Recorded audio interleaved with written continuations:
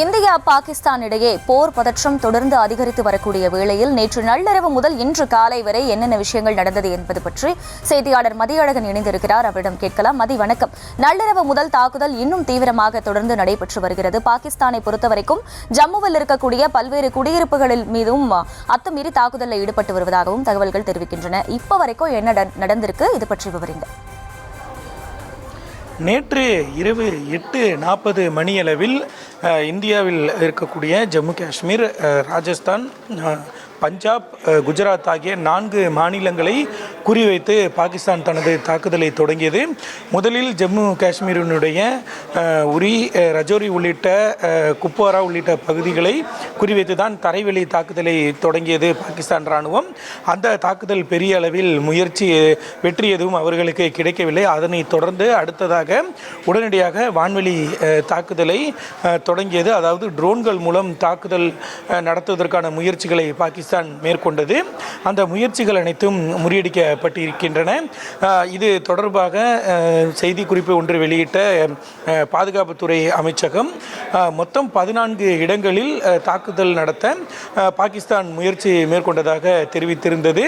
மொத்தம் 26 ட்ரோன்களை வீசி தாக்குதல் நடத்த பாகிஸ்தான் முயன்றதாகவும், அனைத்தும் இந்திய வான் பாதுகாப்பு அமைப்பு மூலம் அனைத்தும் வெற்றிகரமாக முறியடிக்கப்பட்டதாகவும் இந்திய பாதுகாப்புத்துறை சார்பில் தெரிவிக்கப்பட்டிருந்தது. மேலும் பாகிஸ்தானினுடைய நடவடிக்கைக்கு உடனடியாக பதிலடி கொடுக்கப்பட்டதாகவும் அந்த செய்தி குறிப்பில் குறிப்பிடப்பட்டிருந்தது. மேலும் அனைத்து தற்பொழுதைய சூழல் தொடர்பாக உன்னிப்பாக கவனித்து வருவதாகவும் பாதுகாப்புத்துறை அமைச்சகம் அறிக்கை வெளியிட்டிருந்தது.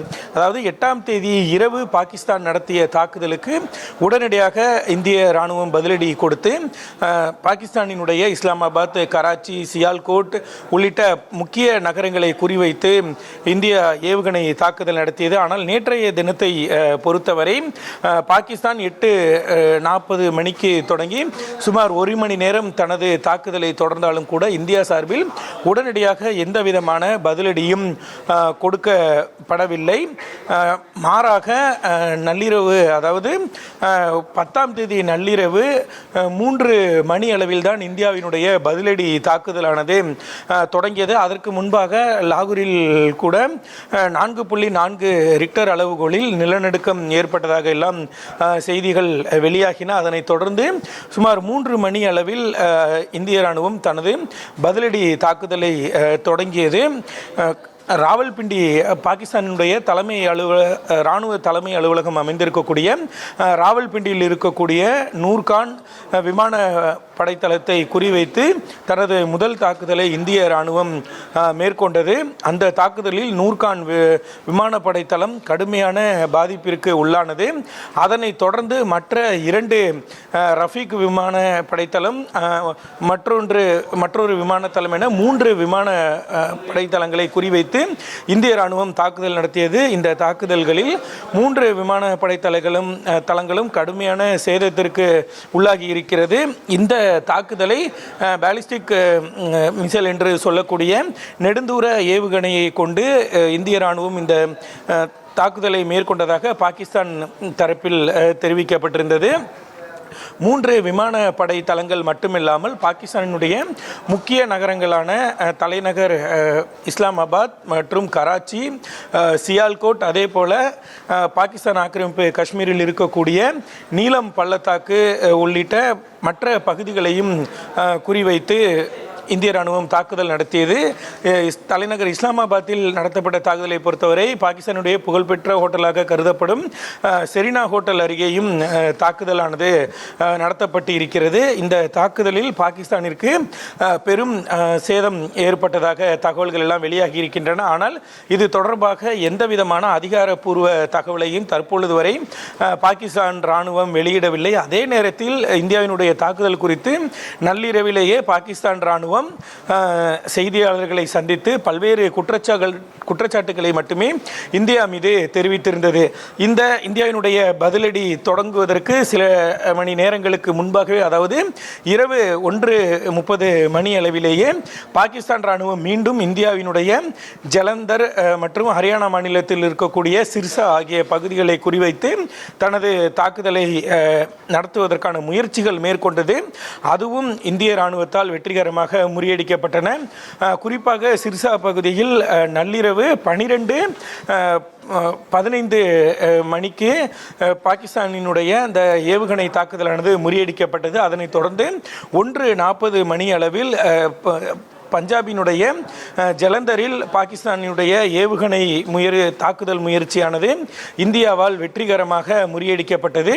இதனைத் தொடர்ந்து இன்று காலை மீண்டும் பாகிஸ்தான் தனது அத்துமீறிய தாக்குதலை தொடங்கியது.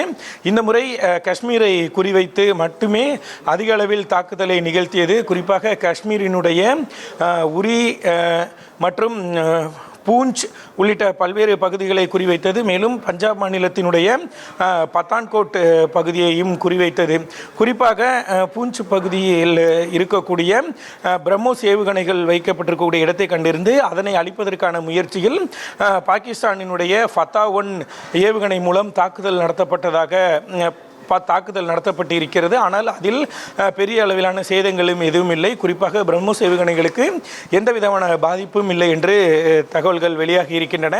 அதாவது இந்தியாவிடம் இருக்கக்கூடிய அதிநவீன ஏவுகணை என்பது பிரம்மோஸாக இருக்கிறது. அந்த பிரம்மோஸ் ஏவுகணை பொறுத்தவரை 500 கிலோமீட்டர் தூரம் வரை சென்று தாக்கும் வல்லமை படைத்தது. அதே நேரத்தில் பாகிஸ்தானிடம் இருக்கக்கூடிய ஏவுகணையிலேயே மிகவும் சக்தி வாய்ந்ததாக பார்க்கப்படுவது ஃபத்தா-1. அந்த ஏவுகணையை பொறுத்தவரை அது 125 கிலோமீட்டர் தூரம் வரை மட்டுமே சென்று தாக்கக்கூடிய வல்லமை படைத்தது. இந்த நிலையில்தான் ஃபத்தா-1 ஏவுகணை மூலம் பிரம்மோஸ் ஏவுகணையை அழிப்பதற்கான முயற்சிகள் மேற்கொள்ளப்பட்டன. அந்த முயற்சிகளும் முறியடிக்கப்பட்டிருக்கிறது. அதே நேரத்தில் பஞ்சாபினுடைய அமிர்த்சரில் பாகிஸ்தானுடைய மற்றொரு ஏவுகணையானது இந்திய இராணுவத்தால் முறியடிக்கப்பட்டது. அந்த ஏவுகணையை பொறுத்தவரை பாகிஸ்தானிலிருந்து இந்திய தலைநகர் டெல்லியை நோக்கி ஏவப்பட்டதாகவும் அந்த ஏவுகணை என்பது அமிர்த்சர் நகரில் வைத்து முறியடிக்கப்பட்டதாக தகவல்கள் வெளியாகின. இதனைத் தொடர்ந்து பாகிஸ்தானை பொறுத்தவரை இராணுவ நிலைகள் மட்டுமில்லாமல் பொதுமக்களினுடைய இருப்பிடங்களை நோக்கியும் பல்வேறு வகையான தாக்குதலை நிறுவி இருக்கிறது. ஏவுகணை, ட்ரோன் மட்டுமல்லாமல் ஷெல் குண்டுகளை வீசியும் பாகிஸ்தான் இராணுவம் அத்துமீறலில் ஈடுபட்டது. இந்த தாக்குதலில் காஷ்மீர் மாநில அரசு அதிகாரியாக இருந்தவர் ராஜ்தபா அவர் கொல்லப்பட்டிருக்கிறார். இந்த தகவலை ஜம்மு காஷ்மீர் மாநில முதலமைச்சர் ஒமர் அப்துல்லா தெரியப்படுத்தி இருக்கிறார். அது மட்டுமில்லாமல் பல்வேறு குடியிருப்புகளும் பாகிஸ்தான் இராணுவத்தினுடைய இந்த அத்துமீறிய தாக்குதலில் குறிவைக்கப்பட்டு இருப்பதாக தகவல்கள் தெரிவிக்கின்றன. அதே வேளையில் ஜம்மு பகுதியில் இருக்கக்கூடிய கோயில் ஒன்றையும் குறிவைத்து பாகிஸ்தான் தாக்குதல் நடத்தியதாக தாக்கிய செய்திகளும் வந்து கொண்டிருக்கின்றன. அதற்கான காட்சிகளும் கிடைக்கப்பெற்றிருக்கின்றன. இந்த நிலையில் பல இடங்களில் வழிமறிக்கப்பட்டு தகர்க்கப்பட்ட பாகிஸ்தானுடைய அந்த ஏவுகணைகள் மற்றும் ட்ரோன்கள் அனைத்துமே தற்பொழுது கைப்பற்றப்பட்டு விசாரணையானது மேற்கொள்ளப்பட்டு வருகிறது. குறிப்பாக பஞ்சாப் மாநிலத்தில் அதிக அளவிலான இந்த ஏவுகணைகள் கைப்பற்றப்பட்டு அது அனைத்துமே தற்பொழுது விசாரணைக்காக கொண்டு செல்லப்பட்டு இருக்கிறது. இதன் மூலம் பாகிஸ்தான் தான் இந்த தாக்குதலை நடத்தி இருக்கிறது என்பது உறுதி செய்யப்பட்டிருப்பதாக மாநில போலீசார் தெரிவித்திருக்கிறார்கள். அது மட்டுமில்லாமல் தொடர்ச்சியாக பல்வேறு நிலைகளை குறிவைத்தும் தொடர்ச்சியாக பாகிஸ்தான் இந்த நடவடிக்கைகளை மேற்கொண்டு வருகிறது.